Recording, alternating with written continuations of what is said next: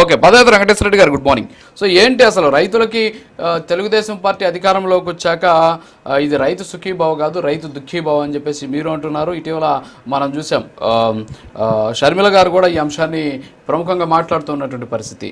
బహుశా మిమ్మల్ని చూస్తే రైతులాగే అనిపిస్తూ ఉంటారు. నిజంగా ఒక రైతుగా మాట్లాడే పరిస్థితి ఏంటి? ముందుగా ప్రైమ్ లైన్ వీక్షకులకి, ప్యానెల్లో ఉన్న పెద్దలకి, రాష్ట్ర ప్రజలకి మీకు శుభోదయం. మానవుడే మహనీయుడు, మనిషే దేవుడు, సత్యమేవ జయతే. ఇక మీరన్న ప్రశ్నకి విషయానికి వస్తే, నేను వాస్తవంగా రైతు బిడ్డని, స్వయంగా నేను వ్యవసాయం చేసిన వాడినే. ఇప్పటికీ మాకు వ్యవసాయం ఉంది. ప్రభుత్వము ఇప్పుడు సోదరుడు చెప్పినవన్నీ గనక అమలు జరిపితే కాగ్ రిపోర్ట్లు ఎందుకు అలా వస్తాయి? రైతులు ఎందుకు రోడ్డు ఎక్కుతారు? రైతులు ఎందుకు విత్తనాల కోసం పోరాటం చేస్తారు? రైతులు ఎందుకు ఇన్పుట్ సబ్సిడీ కోసం పోరాటం చేస్తారు? రైతులు ఎందుకు రైతు భరోసా ఇంకా మాకు అందలేదని ప్రభుత్వ కార్యాలయాల చుట్టూ తిరుగుతారు? ఇక్కడ నేనేమంటానంటే, వాస్తవంగా మనం గనక పని చేస్తే మనకు ప్రచారం అక్కర్లేదు. ప్రజలే మౌత్ పబ్లిసిటీయే బలమైన పబ్లిసిటీ. మనం పని చేయనప్పుడే ప్రచారం కోసం పాకులాడతాం. బలవంతుడు భరిస్తాడు, బలహీనుడు అరుస్తాడు అన్నట్టుగా మనం సౌండ్ తక్కువ, సరుకు తక్కువ, సౌండ్ ఎక్కువ అన్నట్టుగా మనం గనక ఇలానే ప్రచారం చేసుకుంటూ గనక పోతే అటు ప్రజలకి నష్టం, ఇటు ప్రభుత్వ మనుగడకి నష్టం, పార్టీలకు కూడా, ఇప్పుడు పరిపాలిస్తున్న పార్టీలకు కూడా ఇది నష్టం. గ్రౌండ్ రియాలిటీ తెలుసుకొని మనం చెప్పినవన్నీ అసలు గ్రౌండ్లో అమలు జరుగుతున్నాయా లేవా అని చూసుకోవాలి. చూసుకోకుండా కేవలం ప్రచారం మీద మాత్రమే గనక మనం ఆధారపడితే భవిష్యత్తు చాలా దారుణంగా ఉంటుంది. ప్రజా ఉద్యమాలు వస్తాయి, రైతు ఉద్యమాలు వస్తాయి, రైతులు రోడ్డు ఎక్కుతారు. నా విన్నపం ఏంటంటే, ఇప్పుడు ఎన్నికలు లేవు, 3 ఏళ్ల సమయం ఉంది. ఈ 3 ఏళ్లలో పరిపాలించడానికి సరైన బలం ఉంది, సరైన ప్రభుత్వ యంత్రాంగం ఉంది, మీరు అన్నట్లుగా సమర్థవంతమైన నాయకత్వం ఉంది. మరి ఎందుకు గ్రౌండ్ రియాలిటీ ఇలా ఉంది? ఎందుకు రైతులకు అందట్లేదు? రైతులు ఎందుకు రోడ్లు ఎక్కుతున్నారు? వీటన్నిటిని మీరు పరిశీలించుకోరా? ఇవన్నీ మాకు అక్కడ కేవలం గత ప్రభుత్వం అది చేసింది, గత ప్రభుత్వం ఇది చేసింది అని చెప్పుకుంటూ పోవడమేనా? ప్రజలు మీకు అధికారం ఇచ్చారనుకుంటే మీరు అధికారంలోకి వచ్చింది గత ప్రభుత్వం చేసిన ఊరికే సాకులు చెప్పడం కోసమా? క్లియర్గా నేను ఒకటి అడుగుతున్నాను.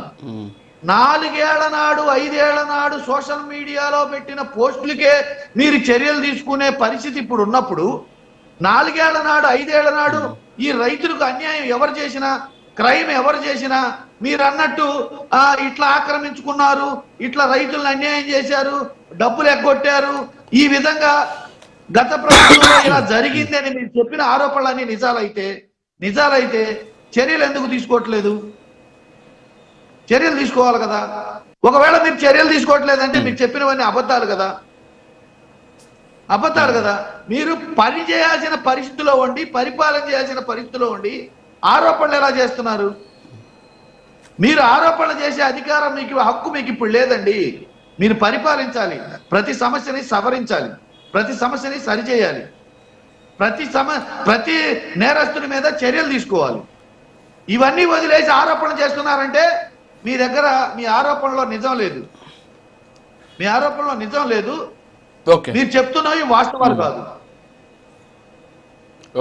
ఇది నేను ప్రజల అభిప్రాయం. ఇప్పుడు ఇంకొకటి, మీరు ఇలా చెప్పుకుంటూ పోతే పని అవ్వదు. ఇది చెప్పుకుంటూ పోతే పని అవ్వదు. వెంకటేశ్వర రెడ్డి గారు బాగా చెప్పారు. ఇక్కడ ఏంటంటే, వ్యవసాయ వృద్ధి రేటు మీ 5 ఏళ్లలో 10.22% ఇది. ఇప్పుడు 15.41% పెరిగింది అని చెప్పేసి కూటమి చెప్తుంది. మరి వ్యవసాయ వృద్ధి రేటు పెరిగితే రైతులు బాగున్నట్టే కదా. మరి ఇవి కూడా గణాంకాలు చెప్తుంది కదా. ఇది గణాంకాలు మేము చెప్పటం కాదండి, కూటమి ప్రభుత్వం చెప్పటం, ప్రతిపక్షంగా మేము చెప్పటం, మేము చెప్పటం కాదు. కాగ్ రిపోర్ట్ ఏం చెప్పింది? మనం అన్ని విషయాల్లో ఐడెంటిఫికేషన్ డేటా తీసుకోవాలి. అంటే ఇక్కడ వృద్ధి రేటు పెరిగితే ఇప్పుడు కాగ్ రిపోర్ట్ ఏం చెప్తుంది అనేది చూడండి. కాగ్ రిపోర్ట్ ఏం చెప్తే మేము దాన్ని ఏకీభవిస్తాం. ఎందుకంటే గతంలో అన్ని కాగ్ రిపోర్ట్ల గురించి ఇట్లా చెప్పారని చెప్పేసి అన్ని ప్రభుత్వాలు, భారతదేశంలో అన్ని ప్రభుత్వాలు మాట్లాడుకుంటున్నాయి. దాన్ని అథెంటిఫికేషన్ డేటాగా తీసుకుందాం, తప్పే ఉంది. ఎవరికి అనుకూలంగా వాళ్ళు చెప్పుకోవచ్చు. ఇప్పుడు డిబేట్ లో నలుగురు పార్టీల వాళ్ళ వచ్చాం, మా పార్టీ గురించి నేను చెప్తాను, ఆయన పార్టీ గురించి ఆయన చెప్తాడు, ఇంకొక పార్టీ గురించి వాళ్ళు చెప్తారు. అది కాదు కదా, అది కాదు కదా మనం తీసుకోవాల్సిన డేటా. ఇప్పుడు ఎవరికి అనుకూలంగా వాళ్ళు చెప్పుకోవడం అనేది సహజం. మేమేమంటామంటే బాధ్యత కలగని ప్రభుత్వంలో ఉండి ఆరోపణలు చేయటం సరికాదు అంటారు. పని చేయాలి, చర్యలు తీసుకోవాలి. నేరాలు ఎక్కడ చేసినా, తప్పు ఎవరు చేసినా సవరించాల్సిన బాధ్యతలో ఉన్న ప్రభుత్వాలు ఆరోపణలతో సరిపెట్టుకుంటున్నారంటే వీళ్ళు చెప్పే ఆరోపణలో నిజం లేదు. ఇది మేమంటున్న మాట కాదు, మేమంటున్న మాట కాదు, ప్రజలంటున్న మాట. ప్రజలంటున్న మాట. మీరు ఖచ్చితంగా మీ ఆరోపణలు అనేది ఉంటే ఎవరినైనా నేరస్తుడు, ఎవరైనా నేరస్తుడే. వాడికి కులం లేదు, మతం లేదు, పార్టీ లేదు, ప్రాంతం కూడా లేదు. వీటన్నిటి బట్టి మీరు చర్యలు తీసుకోకుండా